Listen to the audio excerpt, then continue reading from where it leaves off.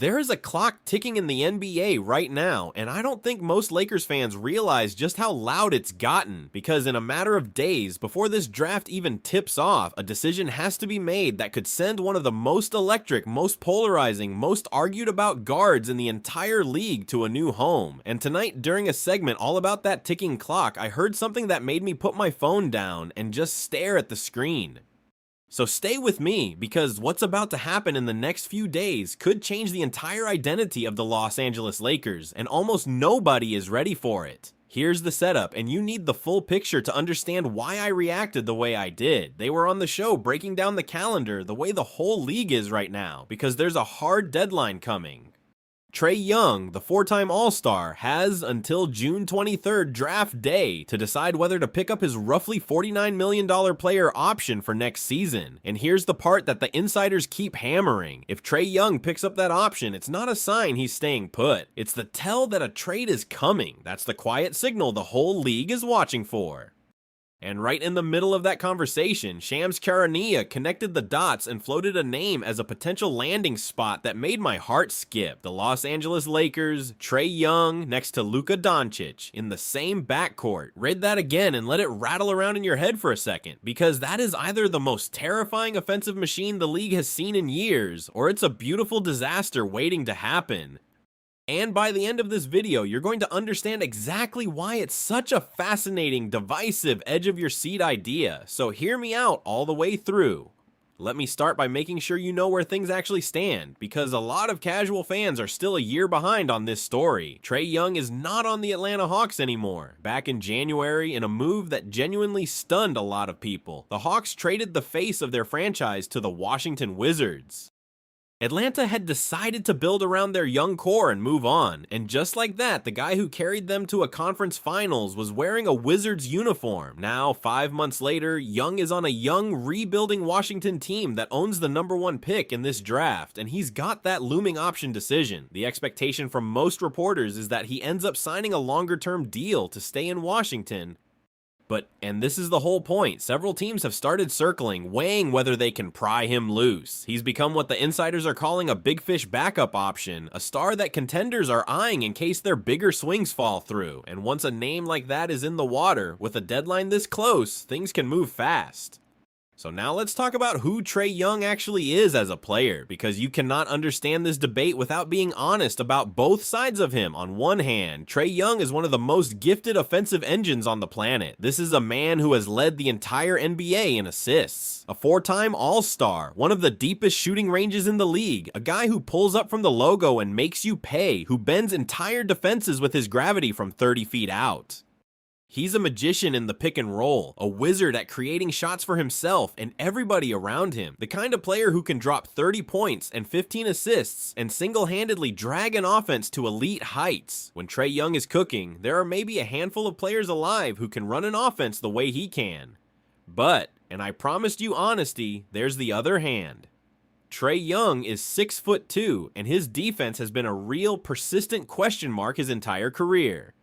He can be targeted, hunted, picked on by bigger guards and wings in a playoff series, and his game demands the ball. He's at his best with the rock in his hands, orchestrating, which raises immediate questions about how he fits next to other ball-dominant stars. Those aren't made-up criticisms. They're the exact concerns that explain why, despite his brilliance, there wasn't a massive bidding war for him last time around. He is, without question, one of the most polarizing players in the entire sport. People who love him really love him. People who doubt him point at the defense and the playoff disappointments. Both camps have real evidence. And let me add some real detail here, because I want you to understand the full scope of his talent and his situation. At his peak, Trey Young has been a 25 to 30 point per game scorer who also dishes double-digit assists, the kind of dual threat production that almost nobody in the league can match. His range isn't just deep, it's absurd, the kind that forces a defender to pick him up the moment he crosses half court, which warps the entire floor and creates driving lanes for everyone else. In his half season in Washington, even on a young rebuilding team and battling through injuries, he flashed exactly that ability to control a game with his playmaking. And here's a crucial piece of context that explains why he's suddenly a hot name again. The league just flattened its lottery odds, which means tanking for a top pick is far less rewarding than it used to be. The bottom teams now have only a tiny shot at the #1 pick, so there's real pressure across the NBA to stop bottoming out and start building win-now rosters. That shift has quietly raised the value of a proven floor raiser like Young, a guy who can immediately make a team competitive, so a player who didn't have a giant market a few months ago is suddenly drawing real interest precisely because the math of the league has changed. So now let's get into why the Lakers specifically and why this is so wild to think about. Here's the Lakers' situation. They are built around Luka Doncic now, a generational offensive talent locked in for years, a guy who just led the league in scoring. They've got Austin Reaves, who they're widely expected to re-sign this summer, with the only real question being the final dollar figure.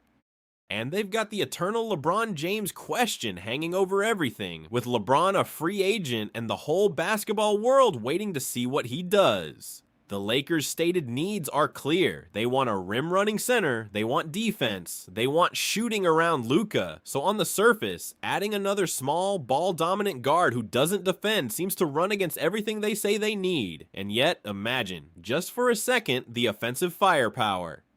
Picture Luka Doncic and Trey Young sharing a floor, two of the most creative, highest IQ offensive players alive, both capable of running a team, both capable of playing off the ball when the other has it, the passing, the shooting, the pick and roll wizardry from two different directions. When one rests, the other keeps the offense humming at an elite level, which solves the age-old problem of the offense dying when your star sits. On pure offensive talent, a Luka and Trey backcourt might be the most potent shot-creating duo in the entire NBA. It's the kind of pairing that makes you dream about a team that simply outscores everybody, that hangs 130 on you on a random Tuesday and dares you to keep up. That's the dream. Now let's talk about how it would even work, because the clock is the key to all of it. For a trade to happen, the reporting is clear. Young would likely have to pick up that $49 million option by June 23rd, which again is the signal that a deal is in the works. From there, the Lakers would have to match a massive salary, and that's where it gets complicated, because the Lakers have their own financial puzzle, with Reaves and others factoring into how they can structure outgoing money. It would not be simple.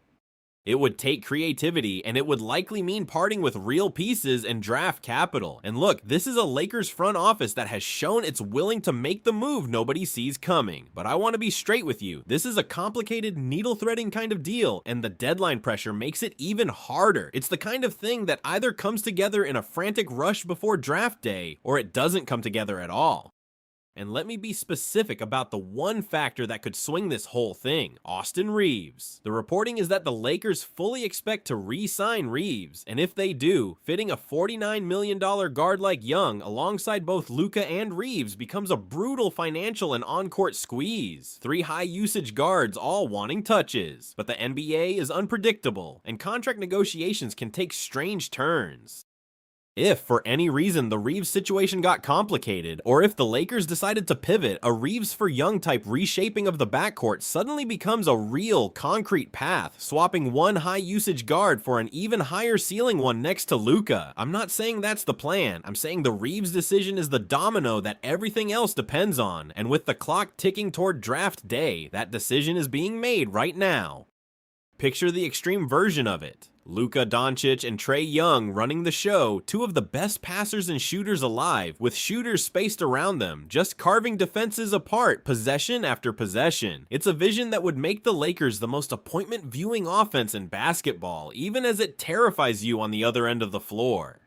But I told you we'd have the real debate, so let's take the doubts head on, because on this one, the doubters are loud and they're not wrong to be. The first and biggest objection is the defense. Two small guards, Luka and Trey, neither of whom is known as a stopper, sharing a backcourt. Critics will tell you that's a defensive sieve, that playoff teams would hunt both of them mercilessly, that you simply cannot win a championship with a backcourt that leaky. And I'm not going to wave that away, because it's the single most legitimate concern here. But here's the counter. The Lakers wouldn't be building that backcourt in a vacuum. The entire rest of the roster would have to be constructed around protecting it, with a rim-protecting center, with long, switchable wings, with a defensive identity built specifically to cover for the guards. It's hard, but it's not impossible. Teams have won with offense-first guards before, as long as the supporting cast is built correctly around them. The question is whether the Lakers could surround a Luka Trey core with enough defense to make it work. It's a real risk, but the offensive ceiling might be high enough to justify chasing it. The second objection is about the ball. Luka needs the ball. Trey needs the ball. Reaves likes the ball. How do you make three high-usage guards coexist? And it's fair.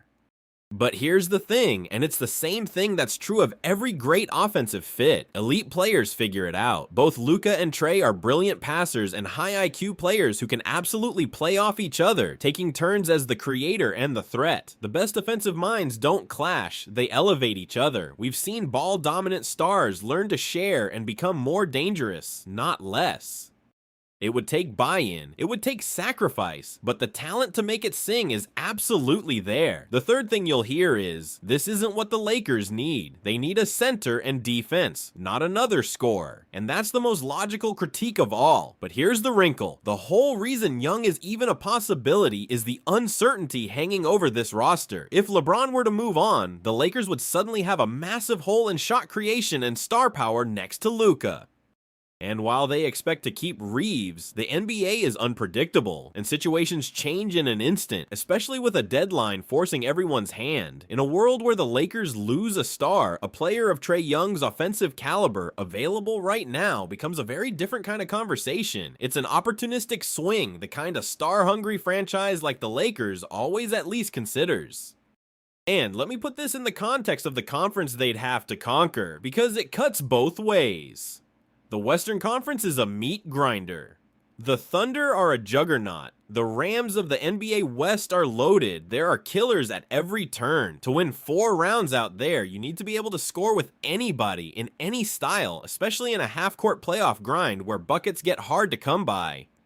A Luka and Trey offense could be the answer to that. A unit so potent it simply outscores the brutal competition. But the flip side is just as real. That same brutal conference is full of physical, switch-everything defenses that would love nothing more than to attack a small backcourt for 7 straight games. So this swing is the ultimate high-risk, high-reward bet. You might build the most unstoppable offense in the league, or you might build a team that gets exposed the moment the playoffs slow down and toughen up. That tension, that genuine uncertainty about whether more offense or more balance wins in May is exactly what makes this such a fascinating decision for a franchise that has always chased star power above all else. So let me tell you where my head is at, and then I've got one final thought that I think is the real key to all of this. If this somehow happens, the Lakers become must-watch television and a genuine offensive juggernaut overnight. Luka and Trey would put up numbers that break the internet on a nightly basis. Whether it would actually win a title is the great debate, and honestly, reasonable people land on opposite sides of it. But there's no denying it would be one of the boldest, most fascinating swings in recent Lakers history. The kind of high-wire act that this franchise, with its star-chasing DNA, has never been afraid of. And here's the thought I want to leave you with, the part that almost nobody is talking about. The reason this is even a conversation is the calendar. There is a hard deadline in a matter of days, and deadlines create chaos, and chaos creates opportunity. When the whole league is forced to make franchise-altering decisions inside the same tiny window, with the Giannis dominoes potentially falling and option deadlines forcing players' hands, that's exactly when a wild, unexpected paradigm-shifting move gets made. The Lakers have a history of striking in precisely those moments, when everyone else is panicking and the board is in motion, so I'm not telling you it's likely.